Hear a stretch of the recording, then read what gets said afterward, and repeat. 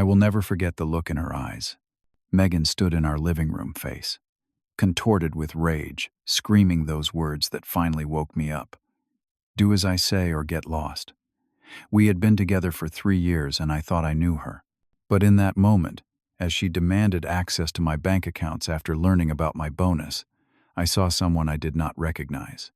She continued yelling about how she should control our finances, how I was incompetent with money. Yet instead of the usual anxiety her anger caused me, I felt an odd sense of calm washing over me, like finally seeing the truth after years of blindness. Before I continue with what happened next, drop a comment letting me know where you are watching from. Hit that like button if you have ever had that moment of clarity when you finally saw someone for who they truly are. And subscribe if you want more stories about finding the strength to stand up for yourself when it matters most. My name is Caleb, and I work as a technology engineer in Boston. Before meeting Megan, my life was pretty straightforward. I enjoyed my job designing software solutions for renewable energy systems. Weekends were for fishing trips to my favorite spots along the Massachusetts coastline or losing myself in historical novels. My friends described me as easygoing but dedicated, the guy who would help you move apartments without complaining but who also took his professional responsibilities seriously. I met Megan at a coffee shop near my office. I had stopped in for my usual afternoon break, when the barista mixed up our orders. She had received my black coffee and I got her complicated caramel macchiato with almond milk. When I approached her table to switch drinks, I was immediately struck by her confident smile and the way she maintained direct eye contact while speaking. "Let me guess," she said, sliding my plain coffee toward me. "You are definitely a straight black coffee kind of guy. Predictable, but reliable." Something about the way she analyzed me from that simple drink order intrigued me. I asked if I could join her, and 3 hours later we were still talking. Megan worked in marketing for a luxury clothing brand. She was smart, articulate, and seemed genuinely interested in my work and hobbies. Our first few months together were the kind of relationship you see in movies. Megan was attentive and affectionate. She sent thoughtful texts during my workday and remembered small details about stories I told her. When I mentioned a book I had enjoyed as a teenager, she found a first edition copy for my birthday. When I caught a bad flu, she came over with homemade soup and stayed to take care of me. We discovered shared interests in hiking and photography. We took weekend trips to capture New England's fall colors and spent evenings planning future adventures to national parks. She introduced me to fine wines and taught me about fashion while I showed her how to fish and got her interested in historical documentaries. Looking back, the warning signs started so subtly that I missed them entirely. About 6 months in, Megan began making small comments about my friends. After meeting my college roommate Ryan, she casually mentioned, "He seems like he is still stuck in frat boy mode. You have outgrown him. Have not you?" When I defended him, she quickly backtracked, saying she just wanted the best for me. Similar comments followed about my clothing choices. "That shirt makes you look like you are not trying," or "Those shoes are holding you back professionally." Each criticism was wrapped in apparent concern for my well-being or success.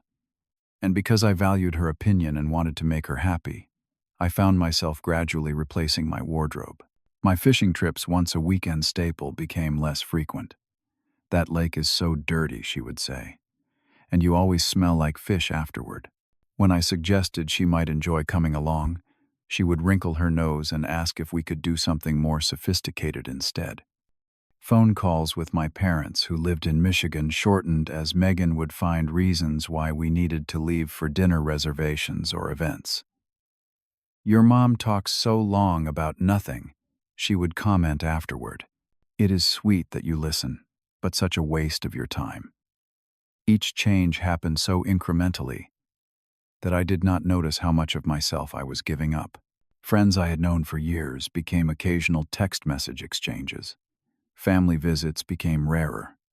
My fishing gear gathered dust in the closet. And somehow I believed this was normal relationship evolution, just growing up and prioritizing my partnership with Megan.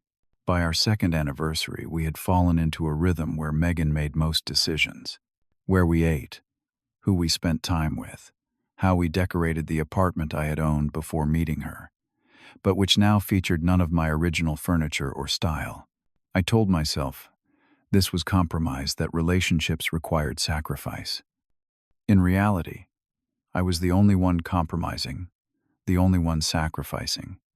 After 2 years together, Megan suggested she move in with me officially, though she already spent most nights at my place.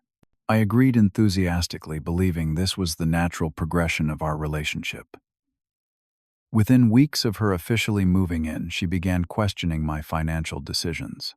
"Why do you still have student loans when you make good money?" she asked one evening while I was paying bills. "Your interest rate is ridiculous. You should consolidate them."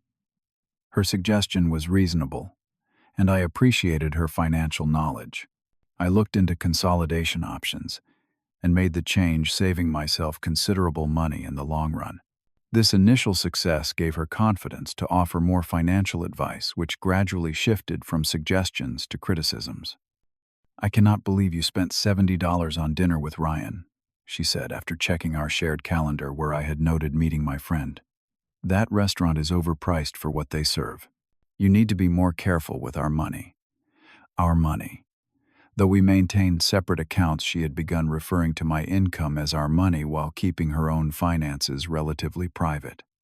When I asked about her spending, she would become defensive, reminding me about her student debt and lower salary, though she worked for a luxury brand and regularly brought home expensive clothing items. The situation escalated when my younger sister had a birthday. I bought her a pair of wireless headphones she had been wanting, spending about $200. Megan discovered the purchase on my credit card statement, which she had begun reviewing to help us budget better. "You spent $200 without discussing it with me," she demanded, waving the statement in front of me. "On headphones. For your sister who never even calls you, I did not think I needed permission." I replied, genuinely confused. "It is my sister's birthday, and it is my money. Your decisions affect both of us," she countered. "If we are building a future together, we need to make these choices together." To keep the peace, I apologized and promised to discuss larger purchases in the future. This concession opened a door that would prove difficult to close. Megan began questioning every expense from my gym membership to the tip I left for food delivery.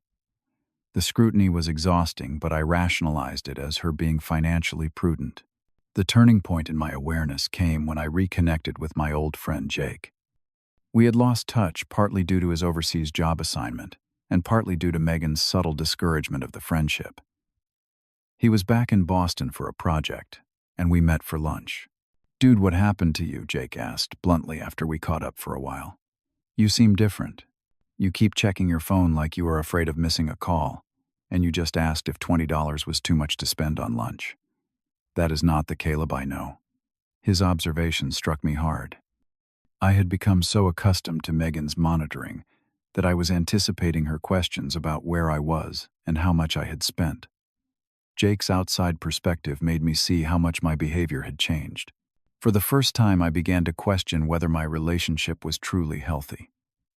Over the next few weeks, I started making small assertions of independence. I bought a new fishing lure, without clearing it first. I called my parents and talked for a full hour. I met Ryan for a beer after work without giving Megan a specific return time. Each small act of autonomy was met with increasing resistance. When I came home with the fishing lure, Megan sighed dramatically. "I thought we were saving for our vacation.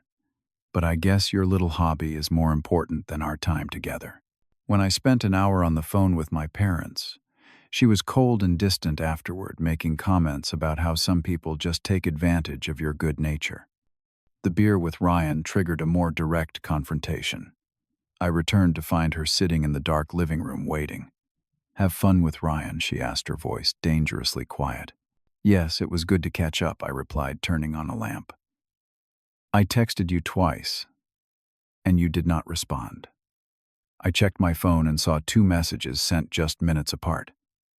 "Sorry we were talking, and I did not feel my phone." "Right," she said, standing up.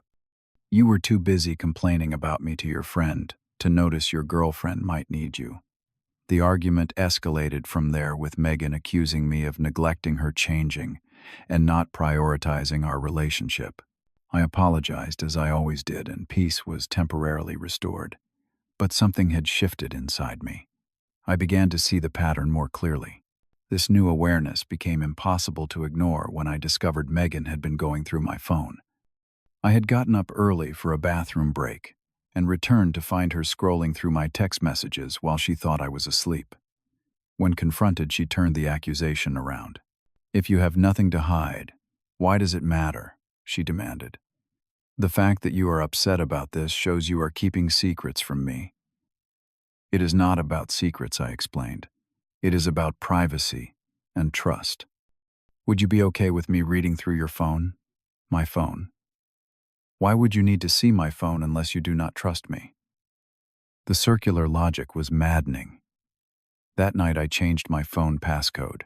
The next morning, Megan tried to check my phone as usual and found she was locked out. The resulting argument was explosive. She accused me of betrayal, of changing, of destroying the foundation of our relationship. I stood my ground for the first time, stating calmly that privacy was a reasonable boundary. For the next week, Megan alternated between icy silence and tearful reconciliation attempts. She apologized for overreacting, but maintained that couples who truly love each other have nothing to hide. I did not change my passcode back, marking my first real boundary that stuck. 3 weeks after the phone incident, I received news that would become the catalyst for the end of our relationship. My company had secured a major contract, and all team members who had worked on the proposal received substantial bonuses. Mine amounted to $15,000, the largest single payment I had ever received outside my regular salary. Excited and proud, I shared the news with Megan over dinner that evening. Her initial reaction seemed supportive. "That is amazing, babe. You deserve it for all your hard work," she said, raising her wine glass in a toast. "We should celebrate this weekend." I nodded, already thinking about using some of the money to pay down my remaining student loans, and perhaps setting aside a portion for a proper fishing trip, something I had not done in years. So Megan continued, setting down her glass with purpose. "I have been thinking about our financial situation, and this is perfect timing. We should use this bonus to start a serious investment portfolio. I have been researching some options." That sounds like a good idea. For some of it, I agreed. I was also thinking about paying down my student loans and maybe taking a fishing trip. Megan's smile tightened slightly. "Loans and fishing, Caleb. This is a chance to make a real difference in our future. Those can wait." I took a breath, feeling that familiar pressure to concede. "How about we use part of it for investments, part for my loans, and a small portion for the trip? We can figure out a breakdown that makes sense." "Actually," she said, leaning forward, "I think the best approach is for me to manage the full amount. I have been reading a lot about investment strategies, and my friend Teresa's boyfriend is a financial advisor. He gave me some excellent tips." She pulled out her phone. "If you give me your bank login, I can transfer the money to a new investment account I will set up." The directness of the request stunned me. "You want my bank login, Megan? I am not comfortable with that. We can talk about investment options together, but I need to be the one managing my own accounts." Her expression darkened. "You do not trust me. After 3 years, you still do not trust me with our financial future." "This is not about trust," I explained. "It is about maintaining appropriate boundaries.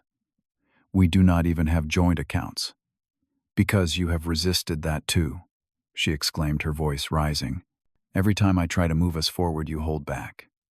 What is the point of this relationship if we are not building towards something together?" I tried to remain calm.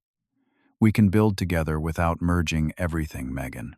I am happy to discuss how to use this money, but I am not giving you control over my bank accounts." That is when it happened. Megan stood up so quickly her chair fell backward, crashing against the dining room floor. "Do as I say or get lost," she shouted, her face flushed with anger. "I have invested 3 years in this relationship, transforming you from a socially awkward engineer with bad clothes and worse habits into someone presentable. The least you can do is trust my judgment." I sat there watching her rage escalate, yet feeling strangely detached from the situation. It was as if I were observing a scene in a movie rather than experiencing it in my own living room. In her anger, Megan had finally revealed the truth. She did not love me for who I was. She loved the project of me, the man she was trying to shape me into. Well, she demanded when I did not immediately respond. "What is it going to be? Are you going to grow up and let me handle this? Or are you going to throw away everything we have built?" In that moment of clarity, I realized we had not built anything together. She had systematically deconstructed who I was and attempted to rebuild me according to her specifications, and I had allowed it mistake by incremental mistake. "Megan," I said quietly, "I think you should go." The silence that followed my statement was profound. Megan stared at me, her mouth slightly open, as if she could not process what she had just heard. "What did you say?" she finally asked, her voice dropping from a shout to an uncertain whisper. "I said I think you should go," I repeated, standing up from the table. "This is not working. It has not been working for a long time, and I have been too blind to see it." Her expression shifted rapidly from shock to disbelief to calculated sadness. The transformation was so quick that I wondered how I had ever missed the performative nature of her emotional displays. "Caleb, baby, I am sorry," she said, tears suddenly welling in her eyes. "I did not mean to yell. I have been so stressed with work lately, and I just want us to have the best future possible. You know how much I care about us." A week earlier, this rapid pivot might have worked. I would have comforted her, apologized for upsetting her, and found some compromise that inevitably involved me giving in. But something had broken inside me that could not be repaired. The curtain had been pulled back, and I could not unsee the manipulation behind it. "I know exactly how much you care about us," I said evenly. "You care about having control. You care about molding me into whatever you think I should be. That is not love, Megan. That is not even respect. That is ridiculous," she protested, wiping away tears that had appeared with suspicious timing. "Everything I have done has been for us. For you. You needed guidance, Caleb. You were wasting your potential before me. Maybe I acknowledged, or maybe I was just living authentically as myself. Either way, I am done letting you decide who I should be." I walked to our bedroom, pulled out her suitcase from the closet, and began methodically placing her clothes inside. Each item represented another piece of my autonomy I was reclaiming. The designer blouses she had insisted would elevate my image in the office. The expensive perfume she had bought to replace the cologne my father had given me. The framed photo of us where I wore the uncomfortable suit she had selected for her company party. Megan followed me, her tactics shifting between anger pleading and even seduction. When none of these worked, she resorted to threats. "If you do this, you will regret it," she warned as I continued packing. "You think you can just throw away 3 years. You will be crawling back within a week, begging me to return. Nobody will put up with your immature behavior like I have." I did not respond, which seemed to frustrate her more than any argument would have.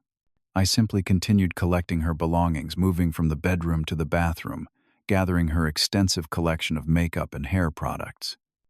When the suitcase and 3 additional boxes were packed, I carried them downstairs and placed them neatly by the curb. I returned to find Megan sitting on the couch, her expression now calculating. "This is about someone else, is not it?" she accused. "You have been seeing that new project manager at your company.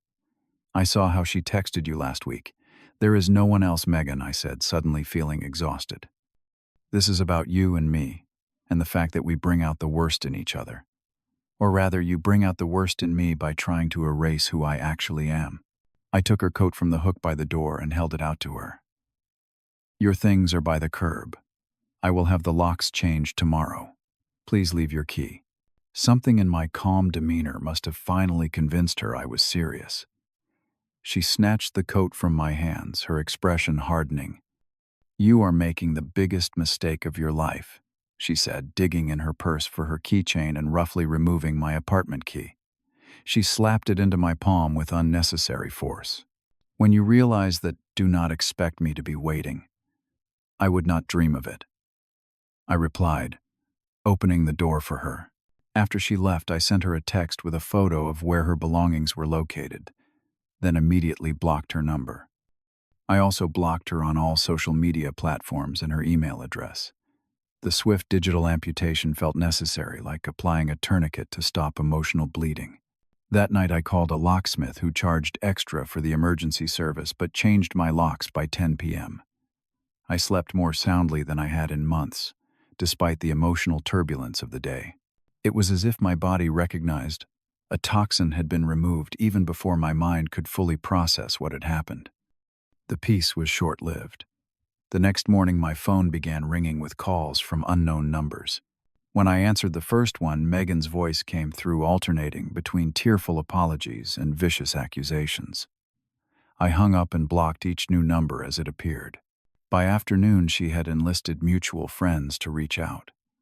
Some were genuinely concerned, having only seen the version of our relationship Megan had presented publicly. Others seemed to be acting as her proxy, pressing me to just talk to her and work things out. I explained the situation as simply as possible to those I trusted and ignored the rest. Even so, the constant intervention was draining, making me question whether I had overreacted. Had I been too harsh, too abrupt in ending things? These doubts plagued me until Megan escalated further. 2 days after our breakup, she appeared at my workplace. I was in a meeting when the receptionist called to say someone was causing a disturbance in the lobby. I excused myself and found Megan in tears, demanding to see me. When she spotted me, she rushed over, creating exactly the kind of public scene I had always dreaded. "How could you humiliate me like this?" she cried loud enough for everyone to hear. 3 years together, and you throw my things on the street. You will not even talk to me." The building security guard approached cautiously, looking to me for direction. I nodded slightly, and he stepped forward. "Ma'am, I need to ask you to leave the premises," he said firmly. "This is between me and my boyfriend," Megan snapped. "Ex-boyfriend," I corrected quietly. To the guard, I added, "She is not authorized to be here. Please escort her out." As security led her away, she shouted accusations about my character, my masculinity, and various personal failings. Colleagues stared, some with pity, others with uncomfortable curiosity. I returned to my meeting, my hands shaking but my resolve intact. That evening, I emailed my building manager to alert security about potential unwanted visitors. The aftermath of ending a 3-year relationship is never simple, but Megan seemed determined to make it as complicated as possible.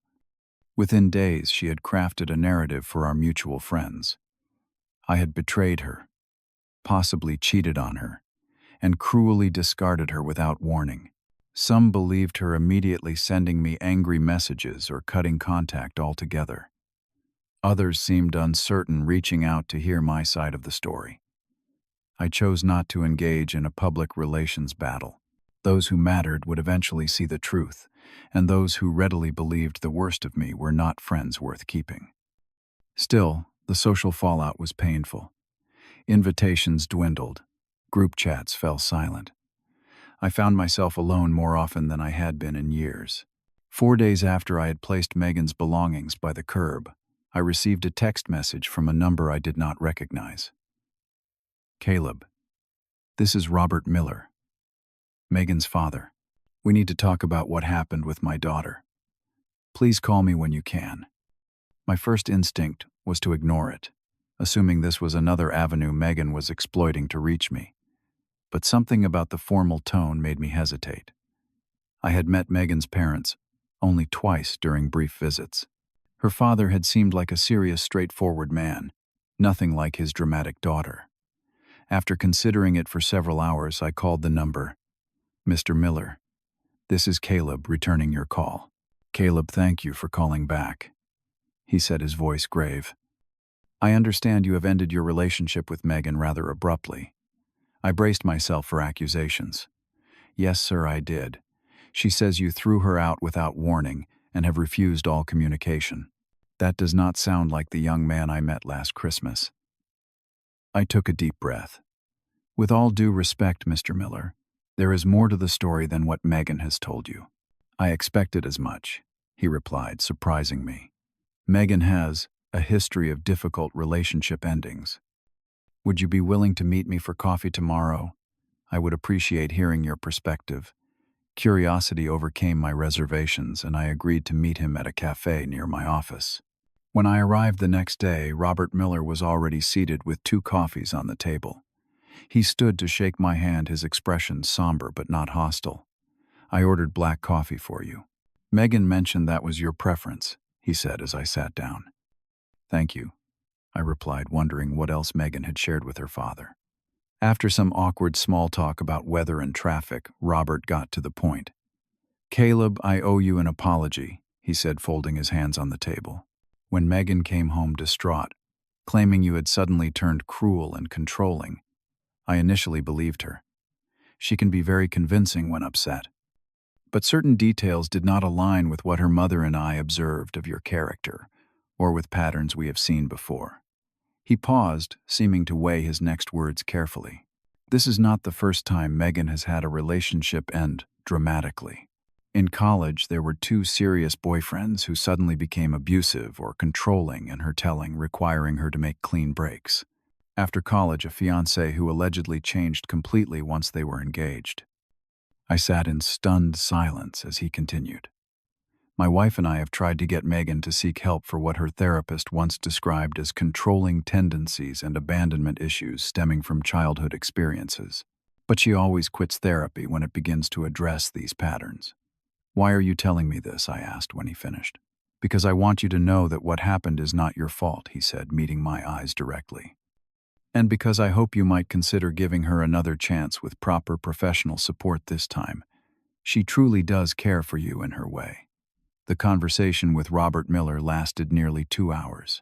He shared insights into Megan's childhood, including the death of her older sister, when Megan was just 8, which had triggered overprotective behaviors from her parents. He explained how this had potentially contributed to Megan's need for control in relationships, her fear of abandonment, and her difficulty with boundaries. While I sympathized with the pain that had shaped Megan, I remained firm in my decision. I am sorry for what Megan experienced as a child, and I hope she gets the help she needs, I told Robert. But I cannot sacrifice my own well-being to be part of that process. He nodded sadly but seemed to understand. Before leaving, he apologized again for his daughter's behavior and thanked me for treating the situation with maturity. As we parted ways, he said something that stayed with me. Sometimes the kindest thing we can do for someone is not give them what they want, but what they need. Megan needs to face consequences and get help. A week later, I received a lengthy email from Megan. Unlike her previous messages, which had been emotionally charged and manipulative, this one seemed more reflective. She acknowledged her controlling behavior, admitted she had issues with needing to shape others to feel secure, and shared that she had started seeing a therapist again. I do not expect you to take me back, she wrote toward the end. But I wanted you to know that in your leaving, you may have given me the push I needed to actually change. I am sorry for who I was with you, and I hope someday you can forgive me. I did not respond to the email not out of cruelty, but because I knew any contact might give her false hope or derail her progress. Some journeys need to be walked alone, and this was hers. My own journey of recovery began with reconnection. I called my parents and had the longest, most honest conversation we had shared in years. I told them about the relationship dynamics I had allowed to develop with Megan and how isolated I had become. My father never won for many words, simply said, "Time to come home for a while, son." The following weekend, I drove to Michigan for the first time in over a year. The fishing trip with my dad and younger brother was healing in ways I could not have anticipated. Standing in the familiar lake where I had learned to fish as a boy, feeling the rhythm of casting and reeling that had been part of my life long before Megan, I reconnected with the core of who I was. We did not talk much about what had happened, but their silent, steady presence reminded me of the unconditional support family can provide. Back in Boston, I reached out to old friends I had neglected. Some relationships were easily rekindled, while others required more effort to rebuild trust. Ryan and Jake became regular fixtures in my life again, providing both support and occasional tough love when I needed it. "You know what your problem is," Jake said during one of our beer nights about a month after the breakup. "You are too nice. You want everyone to be happy, even at your own expense." "He is right," Ryan agreed. "You have always been the peacekeeper, the one making sure everyone else is okay. You need to learn. It is all right to put yourself first sometimes."